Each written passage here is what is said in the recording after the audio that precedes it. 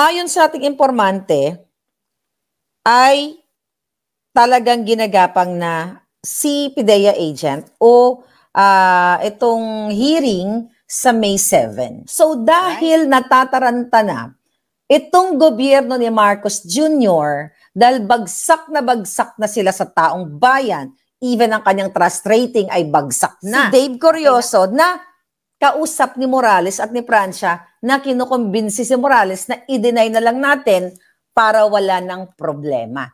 Ito nga mga kababayan, bago natin ituloy ang video na ito, kung bago ka lang sa aking YouTube channel baka pwede makahingi ng like at subscribe at click mo na rin ang notification bell para updated ka sa aking nilalabas na bagong video. Salamat po. So mga palangga, kagabi, ibinalita natin sa inyo na planong nangangamba ang buhay ni ex-PIDEA agent Jonathan Morales. Okay, kaya tayo very emotional kahapon at kahit ngayon talagang kailangan malaman ninyo kung ano ang ginagawa ni Liza Ahas Marcos at ni Marcos Jr. at ng kanyang mga kasabwat. Okay, ano ba title natin?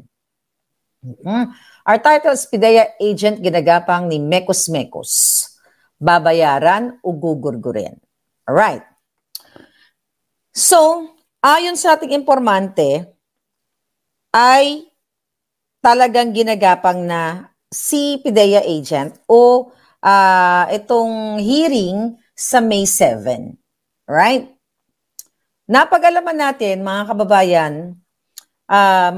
maliban sa plano nilang, kunin ang buhay ng mga demonyo sa paligid, sabi nga ni Mr. Morales, walang ibang pwedeng magtangka sa buhay niya kundi ang subject, which is si Bongbong Marcos Bangag. Kung natatandaan ninyo doon sa Senate hearing, yung nabanggit ni Morales na si Director Francia, na sinasabi ni Morales na based sa kanilang conversation na itatanggi na lang nila. Okay? Itatanggi na lang nila kasi director na siya sa PIDEA. Alright?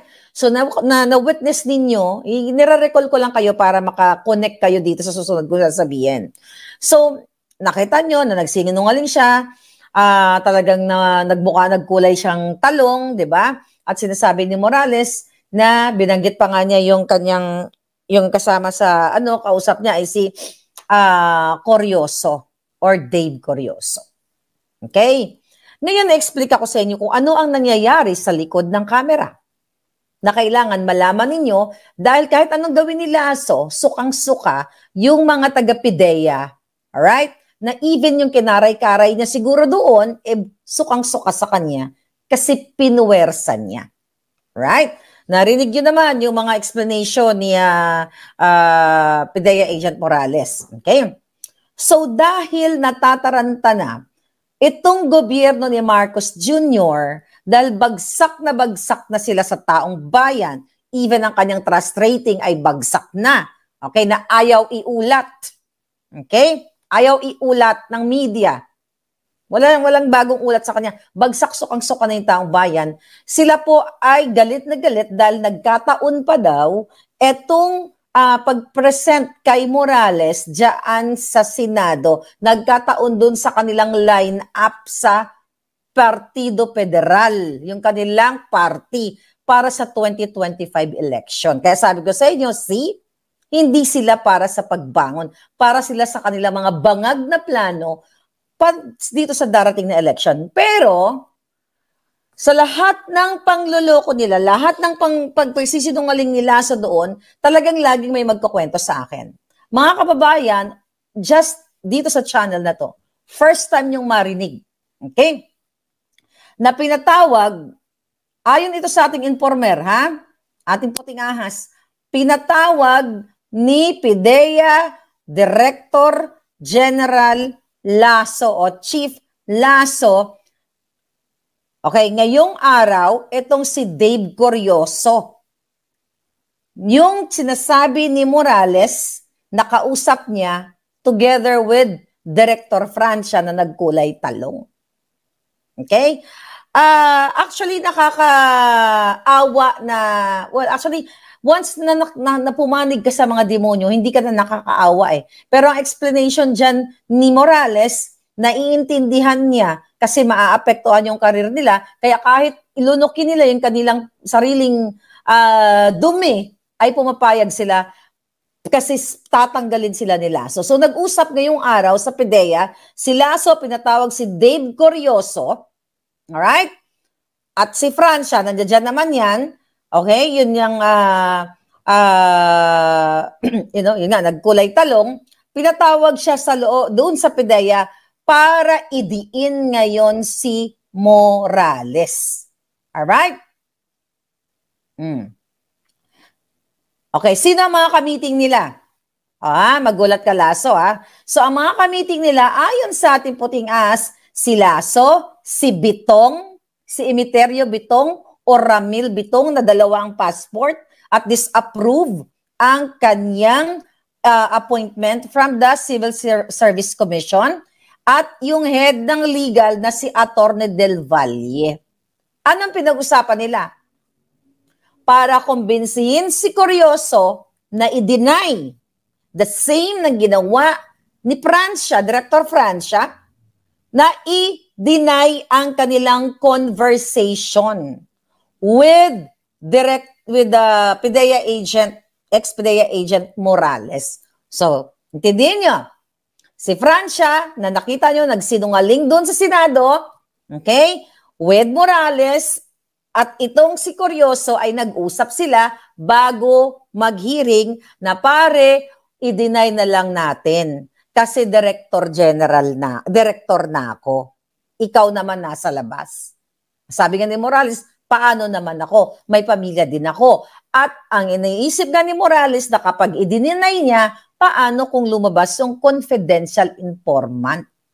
Okay? So now you know. So sa May 7, kapag kasi pinatawag ito itong Curioso na to, bakit si Dave Curioso ay pumayag sa pananakot, pagsisindak ni Lazo? Pero actually, hindi lahat nasisindak doon dahil palaban na po ang taong bayan. Even yung mga matitinong PDEA agents ay palaban.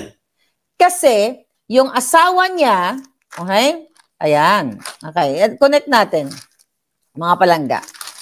Dahil ang asawa ni Curioso, ano yung pangalan niyo dito? Okay, na si Diana Amar Curioso, ay isa pala doon sa hinila ni Lazo na mag-testify doon sa Senado, which is wala naman sa pinangyarihan noong 2012. Okay? So yung isa doon sa babaeng Diana Amar Curioso ay isa siya sa pinuwersa ayon sa ating puting ahas na mag-sworn statement, okay, affidavit na i-present doon sa Senado noong nakaraang Abril 30. Okay? Tandaan nyo, asawa niya si Dave Curioso na kausap ni Morales at ni Francia na kinukumbinsi si Morales na i-deny na lang natin para wala ng problema. Pero nanindigan si Morales kasi nga yun yung kanyang advocacy. Yun yung kanyang laban, di ba? Kaya nga siya ay may NGO laban sa illegal na droga o pulburon na paborito ni Marcos Jr. Now you know. So yaan ang i-expect natin sa May 7. Pero patuloy natin na ipagdadasal ang kaligtasan ni Mr. Morales. Why? Dahil nakarating nga sa akin, di ba kagabi, nakarating sa atin na may planong gurgurin siya. Gurgurin. Pero may development ng istorya. Inatasan ni Lisa Araneta Marcos only in this moment right now. Mga kababayan, kung gaano kademonyo si Marcos Jr. imbes na sagutin lahat ito, pero ginagapang si Morales para imekos-mekos. Bakit imekos-mekos ito? Bakit yan ang title natin? PDEA agent ginagapang ni mekos-mekos. Pag mekos-mekos, anong pumapasok sa isip nyo? Paki-comment yan. Ano ang pumapasok sa isip nyo? Yung Narinig ko lang yan sa social media. Can you comment? Okay. Babasahin ko lang mamaya. So ngayon, dahil galit na galit, ang Marcos Jr., si Lisa, dahil nalaman ng buong mundo, alright? Sabi ni Ronnie si Insan, okay? Dahil na booking sa buong sambayanan. At even now, di ba, yung Congress ay pinagtatanggol. Yung pinag-usapan natin kagabi, yung Tingog Party List Representative. Okay? TIF Representative. Okay? Asidre na pinagtatanggol si Marcos Jr. na ito daw ay destabilization. At ito daw ay talagang pinlano. Ano to? Kaya nga pinlano ba ni Morales? Napirmahan yung dokumento back in 2012 para i-destabilize. Sabi nga, ano ba to? Na-foresee ba ni Morales na kailangan siya ang pumirma doon sa pre-op at saka authority to operate in 2012 para tukuyin niya o sirain niya si Marcos Jr. ngayon kasi na-predict niya na maging president, something like that?